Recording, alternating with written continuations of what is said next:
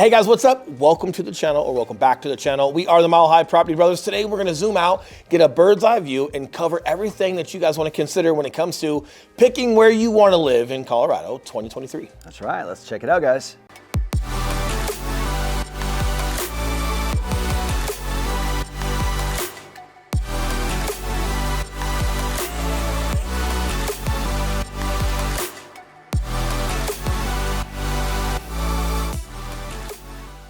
What's up, guys? I'm Eli Schmidt. This is my partner, Will Grimes. And if it's your first time checking out the channel, welcome. And hey, while you're here, if you haven't done so yet, we come out with a new video every Tuesday and every Thursday. So don't forget to hit that subscribe button so you don't miss a single one.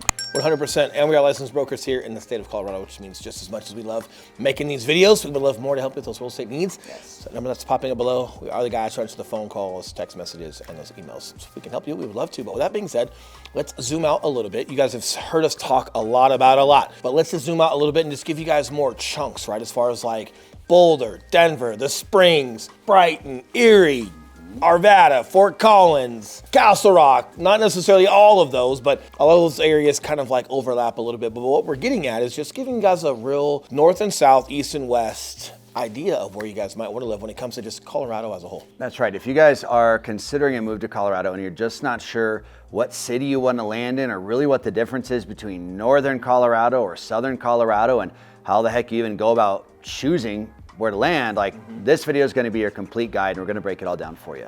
All right, so starting off, let's dive into the layout of the entire state, okay? Because if you're just starting to kind of like look at all these different cities and stuff, you're probably searching living in Denver. Maybe you want to live right in Denver. Maybe you're just searching that because you don't know what else to search. So starting off with like the Denver metro area, what I love about Denver is we're right here in the center of the state, okay? And then if you go about an hour radius, so an hour circle outside of Denver, that's really going to cover all the major metro cities, okay? In addition to like getting into the mountains, if you're going an hour west, you're starting to get into like Idaho Springs. Exactly. So guys, let's start off kind of up north. And again, we're not going to do a super deep dive, but just to kind of give you guys some basic characteristics of kind of what to expect. If you go way far up north, you're looking at Fort Collins, okay? That is not part of the Denver metro area. Fort Collins is kind of like the last stop on the way. Yeah, and it's about an hour and a half, right? Like more realistic. Denver, yeah, it's about an hour and a half. So like, just to give you guys a little bit in addition to like Fort Collins, as you're going to cover, let's also cover Greeley and Loveland, just to give you guys some of that, which is right up I-25 north, probably closer to that hour mark than Fort Collins. Yeah, Fort Collins is going to be the biggest city that you have up there. You've got Greeley that has a UNC over there, pretty much a college town and a farming town. If you can imagine that. It is. And UNC is a great college. A lot of folks have had a great time there and gotten a great education there, but it's more farmland. So if you guys can imagine what downwind smells like if you're new to Greeley. Loveland is a great little spot. It's up and coming. You've got some outlets that are up in Loveland now. And this is right off of I-25. And as you take that Loveland exit, if you were to take that west all the way in to the mountains, it would take you through Drake, and it would take you all the way into the Rocky Mountain National Park, in addition to Estes Park, right? So that's like your main access route to Estes Park and like that northern chunk of the Rocky Mountains, which is your Rocky Mountain National Park area. Loveland has a lot of great single family homes. You're more north of like your Longmont area and all of that stuff. Longmont, you've also got some highways that'll take you to the Rocky Mountains and Rocky Mountain National Park. It's just a little bit more indirect, but both areas are up and coming. Both areas bang for buck as far as the type of home that you get. It's phenomenal, but you're also just an hour away from Denver versus 30 minutes away from Denver. And you still have a little bit of like prairie and farmland out there comparatively to like what you guys are gonna be getting when it comes to the Denver metro, the city life, more of a higher vibe. That feels a little bit more like quiet time. Even though they've got new builds up there, a lot of those new builds are occupied by folks that also work up there. So pretty quiet town. Fort Collins, as you continue to go up north, college town, that's where CSU is, Colorado State University. So a lot of cool things as far as that, but a different vibe than you would get in Boulder, which is where Colorado University is. Yeah, so let's jump over to that Boulder and kind of Golden area, okay? So, and Arvada's up there as well. So as you're looking at that northwest side of Denver, you know, and then you've got that stretch on Highway 36 between Denver and Boulder, where you've got Louisville, you've got Superior over there, you've got Lafayette over there. Guys, a lot of that stuff, you're paying to be closer to the mountains, absolutely, okay? You're paying to be closer to Boulder, and if that is something that's important to you, hey, awesome, right? It is fun to be closer to the mountains here in Colorado. You can expect a little bit more inclement weather, a little bit more snow that sticks around a little bit longer, especially as you get more and more into the foothills. Yep, and if you're inside of Boulder, right, like that's the #1 school district in Colorado. It's also just Boulder Boulder, that's something that's nationally recognized in addition to like Aspen. So price points are going to be going up a little bit more. I would say this as well, like when I mentioned Greeley and Loveland, up and coming areas, outlets, really cool stuff. I kind of plugged them in with Fort Collins. One thing I do want to mention about that is because Fort Collins is also super known because it is a nostalgic college town. Price points in Fort Collins are going to be a little bit more expensive than some of these outskirts areas like Loveland and Greeley. Yep, exactly. Now, let's jump into the Denver metro area, okay? Because you've got Denver at the heart, anywhere within about an hour radius, going to cover the majority of the metro cities that you're going to find here in Colorado. So unlike states like California or Florida, where you could drive 2.5 hours or 3 hours to the next city, if you drive 3 hours out east, you're hitting Kansas. Yeah, you go up north, you're like hitting Wyoming. I feel like an hour is almost too big, guys. I feel like when we're talking like 40 minutes, huh? You guys have heard us talk a lot about like Castle Rock down south from the Denver metro. And if we're talking about like the suburban cities that are in and around like the Denver metro, Castle Rock is 34 to 37 minutes outside. Same thing with like Southeast Aurora. We're 34 to 37 minutes from like the downtown heart of downtown Denver. So I would almost venture to say more like a 40-minute in for what we're focusing on when it comes to the Denver metro. Yeah, exactly. And then guys, as you start heading down south towards that Castle Rock area, once you head out of Castle Rock, guys, you're hitting a big stretch of highway on I-25. You're going to pass through Monument, which is just a real little city. Old mountain town. Yeah, old mountain town, little city that's kind of in between here and Colorado Springs. And then you get down into Colorado Springs about an hour south of Denver. Colorado Springs has just as much, if not a little bit more population than Aurora. All of Aurora, not just Southeast Aurora, but all of Aurora. I think Aurora's like 500-something thousand folks. 350. 350. Denver's around so maybe, 500. Right. Yeah. So and then you've got more population down in the Springs. You might not see it and feel it as much because everybody's kind of tucked up in the mountains. You don't have so much flat plain like Aurora, whether it's North Aurora all the way to Southeast Aurora. You've got a little bit more elevation in Southeast Aurora, so a bit more rolling hills and good views. As you get into like North Aurora, you've got the Anschutz Medical Center. You're super close to like the old suburban areas in Denver. But as a whole, it's pretty flat, especially comparatively to like when you get in the Springs, a lot of it's just in the mountains. The North Springs has some plains to it, but not nearly as much as like all of Aurora does. Mountains are a lot closer. The majority of the Springs is just all mountains, which is really cool. Obviously, you have more inclement weather there. You guys have to consider that as if you start going that far south, but you work in Castle Rock, or you have to commute once or twice a week to anything in the Denver metro area. As the winter comes, every once in a while they will close I-25 south, whether you're going south or going north at a certain southern point. Just as you're like getting out of Castle Rock, the elevation changes a lot and the highway can freeze over extraordinarily bad, or you'll have some accidents. So you just have to understand that cancellations during the winter do happen, maybe once or twice each winter. Once for sure, from what I can remember. It's a military town. You've got the Air Force Academy there. So if you guys want to go to like Air Force Academy college football games, you've got that. You got Space Force, you got the Air Force Academy, but you've got an Army base that's down there as well. So it's still pretty quiet. You don't have a lot going down there. Whatever you guys have an assumption as far as like what a military town looks like or whatnot, it's definitely not that. And the military is busy a lot, right? And I think a lot of those guys that are down there are reserves, but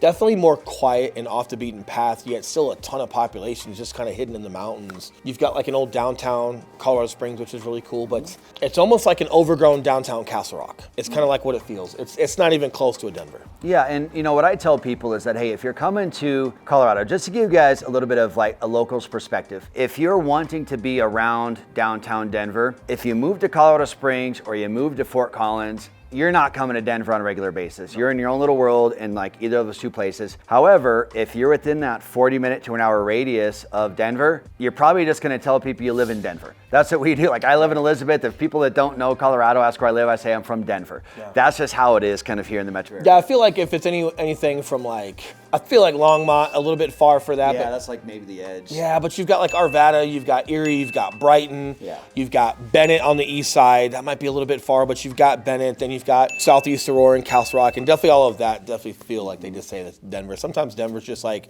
the common thing to say so people know what you're referencing, because that's like the one area in Colorado that's definitely highlighted that people recognize. But it's also because the vibe as far as the type of person that's in and around Denver for the most part kind of like bleeds into the rest of like that suburban area, and it's not what you might think. It's Crocs and just a bunch of marijuana. Like that's not Denver. Denver is a lot of like what you see with Eli and I, just working professionals that are parents and want to get out and have a lot of fun, but also work hard and do their thing. And not much bothers people here. Like you don't have a ton of riots. You don't have a ton of going on where people just have so much time to get invested in something they disagree with. You'll definitely find things people disagree with. It's just they're not overly invested in putting effort into changing someone else's mind about it either, right? So just a more laid back vibe. So when people say they're from Denver, but they live in Castle Rock or they live in Southeast Aurora or Arvada, it's more so of just the overall vibe you get from that Denver metro. Great point, great point. So now that you guys have perspective on kind of the layout of the state as a whole, the next thing we're gonna start doing as you're choosing the best neighborhood or the best city for you is you really need to start looking at, okay, what are my absolute necessities that I need out of a neighborhood? What am I looking for? And then what's your price point, okay? Because those two are gonna be different factors, right? If you're looking for a single family home in the 550 range, but you love Boulder and you wanna be up there, it's probably not gonna happen, okay? But you could be in Boulder County potentially, and you're probably more in like a townhome. There you go. Or you could be in like Superior, which is just out and just outside of that, but still a great area. And what I like to break it down to for a lot of clients, guys, is size, condition, location, right? Yes. So regardless of price point that you guys are at, if you're at a price point, then that's fixed, which means your variables of size, condition, and location matter. So if size is most important because you have 19 kids or 6 kids, and it's like, hey, we have to have a single family home and it's got to have 5 bedrooms. So if size cannot shift, then location and condition are going to have to shift. So maybe you're in a little bit more of an outdated home. It's not necessarily Wash Park and it's brand new, right? Or if location just has to be a thing. Hey, we have to be in Boulder. Well, then price and size are going to like take some shape, or maybe you're okay with going a little bit smaller, right, in order to have the location that you guys want, so on and so forth, right? So a good parameter. But the one thing is, as you guys are turning stones for which area you guys would like to have, there's a lot of stones to just turn. There's a lot of bang for buck in and around all the areas. Of course, like Boulder's just gonna get more expensive, but Aurora, you've got Southeast Aurora all the way through Central and what we would call North Aurora or Old Aurora, however you guys wanna label it. Castle Rock has a lot of great options when it comes to townhomes and condos in addition to single family homes. And what I absolutely love is regardless of price point that you guys have, for the most part, you can get yourself into a place that's got a great commute for wherever you need to go for work. It's got plenty of shopping.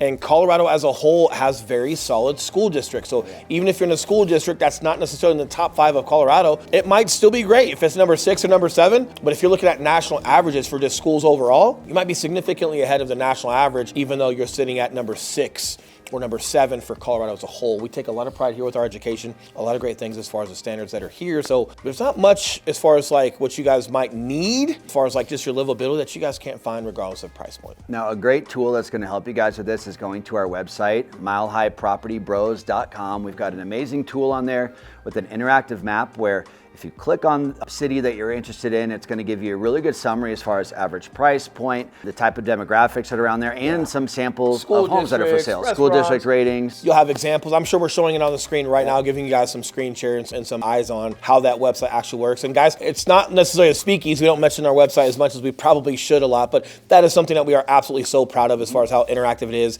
and how much it actually helps you guys navigate what you're looking for prior to or during while you guys are speaking to us on your Zoom calls and figuring out where you guys want to live in Colorado. Absolutely. Now, once you've got your kind of neighborhood necessities laid out or mapped out and price points, then the next thing we need to do is we need to start looking at, okay, what type of home are you looking for? For me, I love new builds, right? I love having, warranties on a new home. I love having structural warranties. I love having a brand new roof. I love having new appliances and water heaters and all that stuff. But there are some people out there where they love a classic home with character. And it's like, hey, if you're looking for a 1950s brick ranch, then yeah, Southeast Aurora or Castle Rock isn't going to be the place. We need to be. They don't even exist. Downtown Denver. Southeast Aurora was just dirt plain hills when those were even built. But you do have some like really cool bungalow homes. You've got some traditional style homes. Downtown Denver, yep. Downtown Denver, where University Hills, the Highlands, a lot of really cool stuff. Wash Park, Harvard Gulch, DU area, University area.